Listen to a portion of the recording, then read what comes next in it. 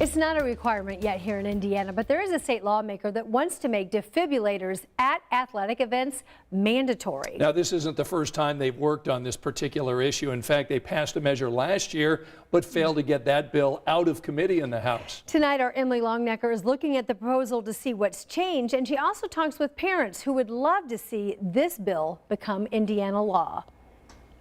That's what it comes down to. A life will be saved when this bill becomes a law. A law Julie West says could have saved her son Jake had Indiana schools been required to have AEDs close by during a school practice or event and a plan to use them. Minutes count, seconds count, and that AED needs to be within 3 minutes of a sudden cardiac arrest to have the best success. In Jake's case, the AED was in the coach's office, not close enough to save the 17-year-old's life when he went into sudden cardiac arrest during football practice. I lost my son that day because they weren't prepared, and I don't judge, I don't blame, but now we know better, and so we need to do better. That was the message West and other moms had for the Senate's Committee on Family and Children's Services as they testified in support of Senate Bill 369. The proposed law would require all schools to have AEDs at every athletic activity, have a plan in place on how to use them, and people there who know how. The bill also calls for schools to regularly check their AEDs to make sure they're working correctly. Indiana schools do not mandate that we have AEDs in our schools.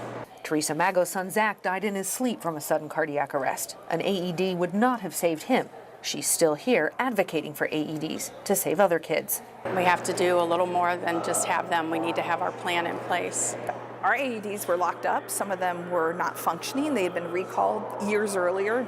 Teacher Tanya Arch changed that at her Northern Indiana high school after student Mark Mayfield collapsed and died during an after-school basketball game. We have a plan on what to do. We practice it. We have AEDs available, accessible. Students and staff are knowledgeable about it. It's part of our culture.